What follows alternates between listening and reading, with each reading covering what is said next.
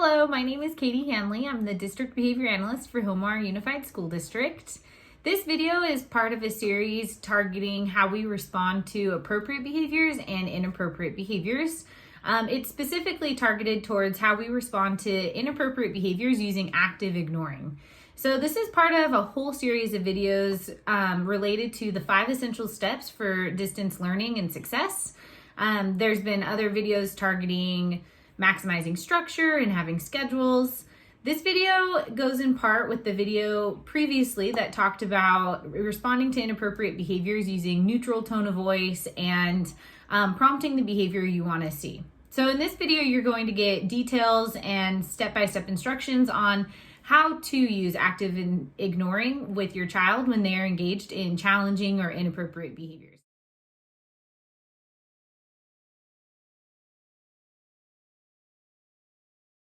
So it is what it sounds like. It's ignoring the behavior of your child, especially when it's inappropriate and it's challenging, and you can tell that your child is using that behavior to get your attention. So you know your child best. You know when they're really trying to get that reaction from you and they want you to blow up, or maybe they want good attention, who knows, but they want a reaction. That is a perfect time to use active ignoring. There are a few points you want to make sure you follow, a few steps when you're using active ignoring to make sure that you're using it appropriately and effectively. The first step of active ignoring is briefly removing all attention from your child. So this is any type of attention, good or bad. So what you really want to do in that situation is remove your vocal attention. So we're not going to be talking to them, we're not going to be engaged with them, but we're also going to even remove attention through our physical movements, which we'll talk about. So while you're using active ignoring, you're going to avoid arguing or scolding or talking to your student or your child. So they may really be trying to get you to engage, and they can be doing things that are going to make you upset or make you want to tell them, we don't do that, we don't say that. And there is going to be a time to do that. It's just not right then when the behavior's happening. So active ignoring is not saying that they aren't going to have some type of consequence for engaging in that behavior. Active ignoring is just saying that we're not giving any consequence in that situation. We're avoiding giving attention because we don't want to give that attention and connect with your child that, oh wow, when I do those inappropriate bad behaviors, I get a reaction from mom or dad, and I'm going to do that more often when I want their attention. So active ignoring is our way to try and avoid strengthening the behaviors. Again, we are not saying that you're ignoring the behavior to the extent that they'll never face a consequence for what they did. It's just going to be later on after they are done engaging in that behavior. So you're avoiding talking, scolding, or arguing in that situation. And you're even going to use your physical body to use active ignoring. So you're going to turn away and you're going to avoid providing eye contact to your student in that situation. So a lot of the time your student, and I've had this happen with my students, my kiddos, is even having that eye contact there, seeing your face be upset, that could be enough of a motivator, and that could be enough attention. They can see that and be like, oh, I got him. That's great. And that might end up making the behavior happen more. So just turning your body, avoiding the eye contact, and it'll make it easier not to engage in any type of argument or scolding or anything like that in that moment. The one thing you want to make sure you do, which we've kind of talked about when we talked about using a neutral, calm tone of voice and body movements when we deal with our students, is we want to make sure that we're not giving any indication of anger in our mannerisms, in our gestures, in our tone of voice. If we give any indication of a reaction or anger, sometimes that will just be enough, and your child's going to be fine with that. They engaged in those behaviors and they got that reaction. Maybe they didn't need it to be a vocal reaction. They just need to see that you got mad, and they're going to be fine with that. So try to avoid that. If you're in a situation where you do feel angry, because it's okay to feel that way, especially in these times when we're cooped up in the house together, you're with the same people all the day, there's limited activities, limited opportunities to get out, tensions can be high.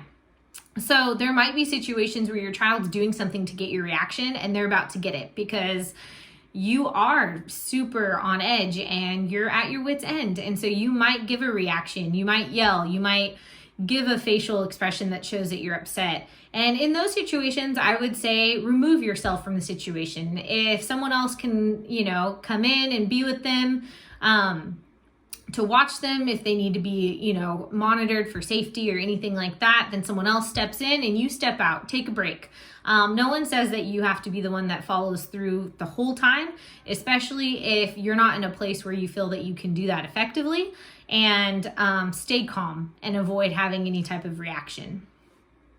Another point that's very, very, very important for active ignoring is you want to make sure you're ignoring the behavior, not the child. So this is for a couple different reasons.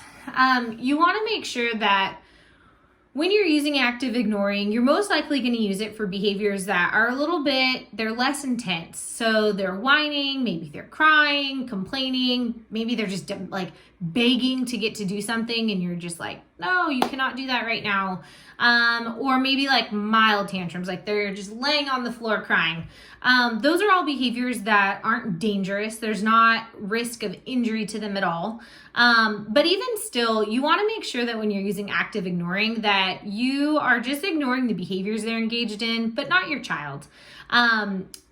You don't want it to get to the point where you step out of the room and then they start doing something that's not safe and then you're not there to monitor that and be there for them.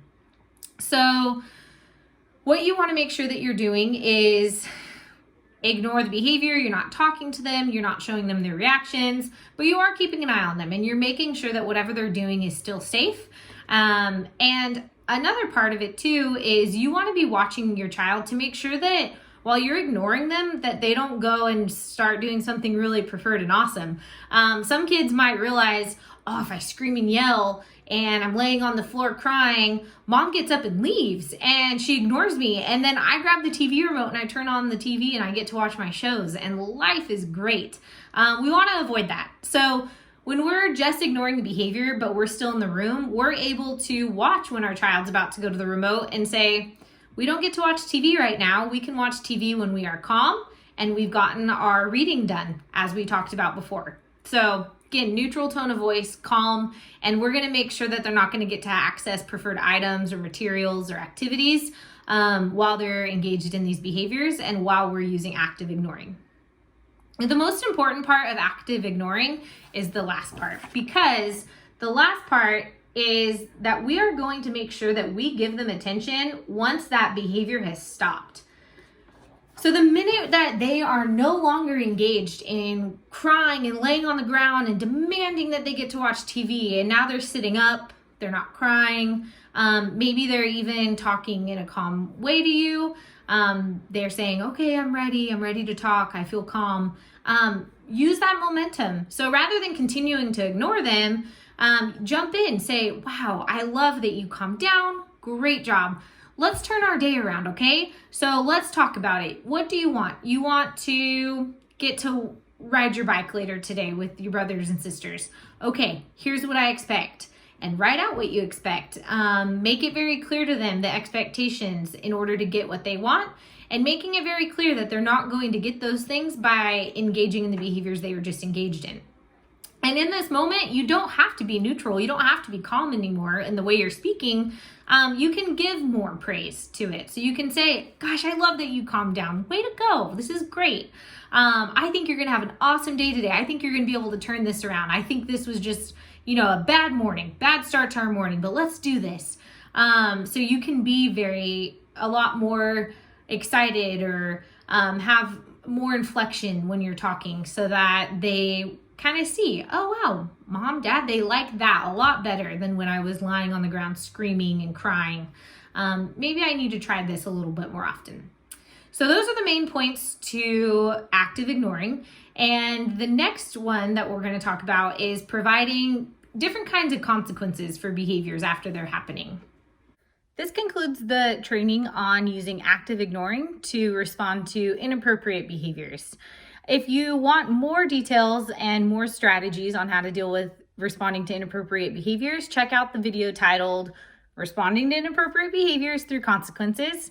It's a part of this video series as we're targeting the 5 essentials for successful distance learning. As I've said before, if you have any questions, if you have any concerns, please feel free to contact me using the contact information provided in this video in the information section. And I hope that this information is helpful for you guys in dealing with any behaviors that come up with your students. So please feel free to reach out, and thank you for your time. Bye.